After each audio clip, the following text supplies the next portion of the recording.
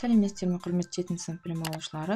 Бұл видеода біз сіздермен 3-ші тоқсан алгебра пәнінің ең алғашқы тақырыбын талқылайтын боламыз.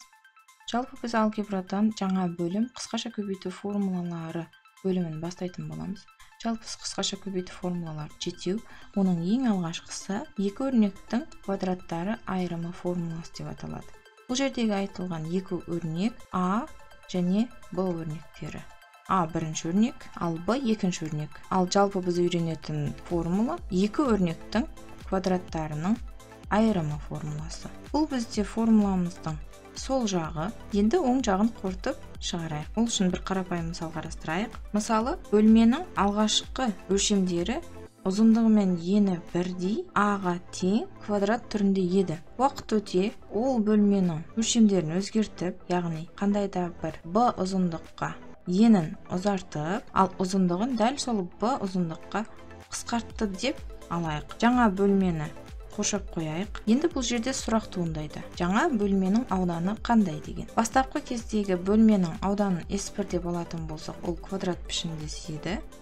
Оның ауданы демек А квадрат. Екінші бөлменің ауданын есептеу үшін оның қабырғаларының ұзындықтарын біліп алайық. Ұзындығы А азайтылған Б болды, ені А қосылған Б. Демек сол А азайтылған Б мен А қосылған Б-ның өзара көбейтіндісі бізге ауданды береді. Осы өрнекті біз көшіріп жазып, ықшамдап алайық. Бұл өрнекті ықшамдау үшін алдымен жақшаларды ашу керек. Жақшаны ашу үшін бірінші өрнекті А өрнегін, екінші жақшадағы өрнектің әрбір мүшесіне жеке-жеке көбейтеміз. А мен А-ның көбейтіндісі А квадрат, А мен Б-ның көбейтіндісі қосылған А Б. Ал енді Б-ны көбейтетін болсақ жеке-жеке, минус Б-ның А-ға көбейтіндісі минус Б А, минус Б мен плюс Б-ның көбейтіндісі минус Б квадрат тең болады.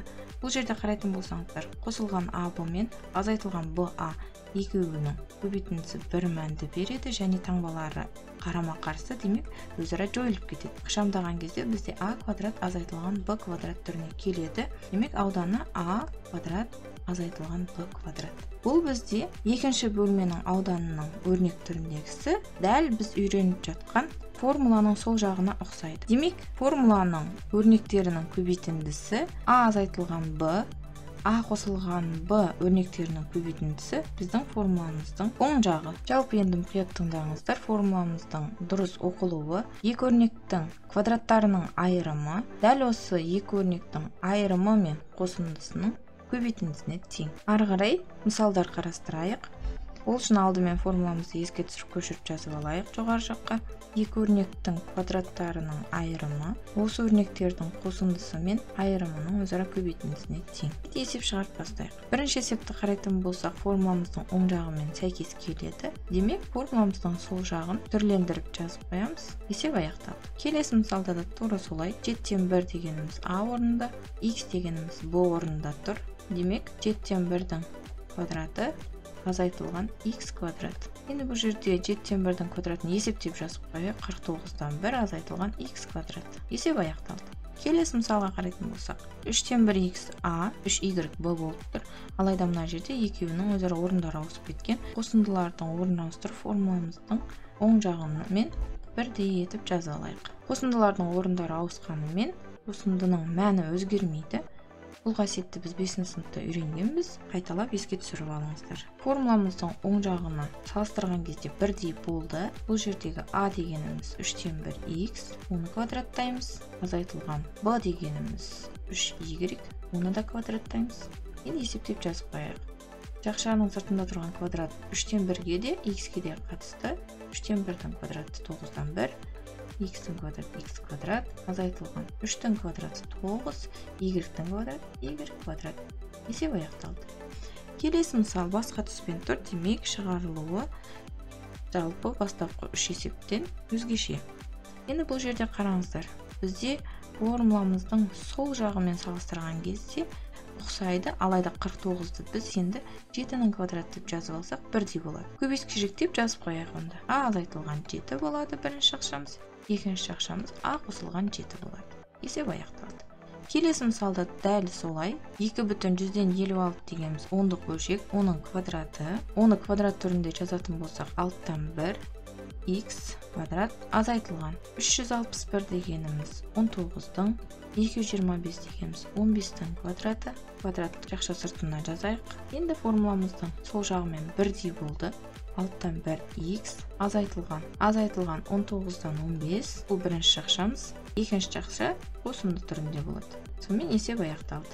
Сонымен қатар бұл формуланы ауызша есептеуде қолданамыз. Мысал ретінде қараңыздар, 13-тің квадратынан 9-дың квадратын азайт дейді. Әр екеуінің де квадраттарын есептеп, оларды азайтып отырған уақыт алады.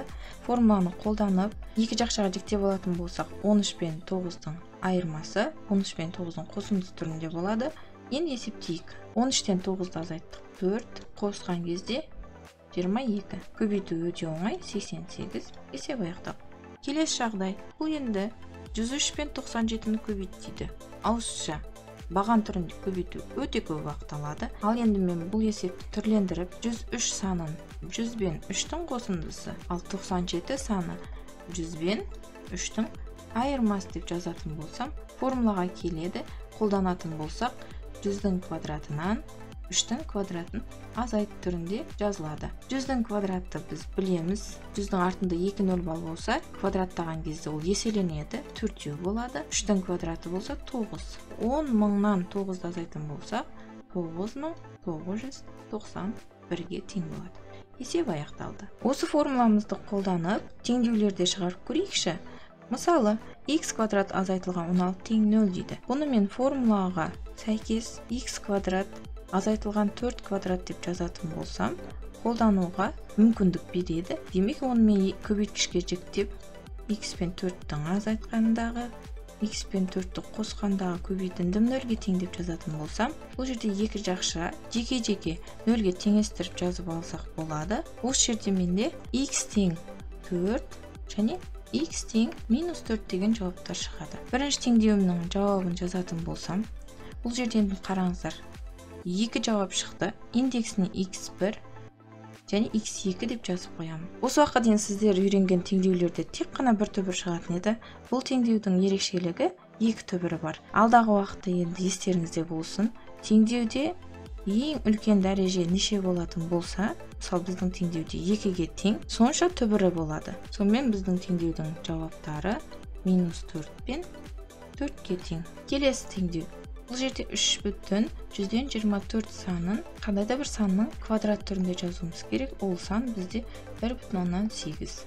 Азайтылған z квадрат тең 0. Формуланы қолдансақ болады. Енді екі жақшаға жіктеу үшін 1,8 азайтылған z, 1,8 қосылған z түрінде. Екі жақшаны жеке-жеке 0-ге теңестіріп жазамыз. Әр өрнектен бір түбірден шығады. Біріншісінен z1 түбіріміз 1,8-ге тең болады. Z2 түбіріміз теріс таңбамен 1,8-ді береді. Жауапты жазған кезде де мұқият болыңыздар. Алдымен міндетті түрде кішісі жазылуы керек. Сонымен тақырыбымызды қорытындылайтын болсақ, біз сіздермен формуламызды қорытып дәлелдедік. Оған байланысты мысалдар қарастырдық. Ауызша есептеу кезінде де қолдануға мүмкіндік беретіндігіне көз жеткіздік. Сонымен қатар дәл сол формуланы пайдаланып теңдеулер шығардық. Бұл қарастырған мысалдарымыздың барлығы оқулықтағы есептерді шығаруға үлкен көмек береді. Видео ұнаған болса, каналға тіркеліп, лайк басып, комментарий жазып, сұрақтарыңыз болса, белсенді болыңыздар. Каналға тіркелуді ұмытпаңыздар.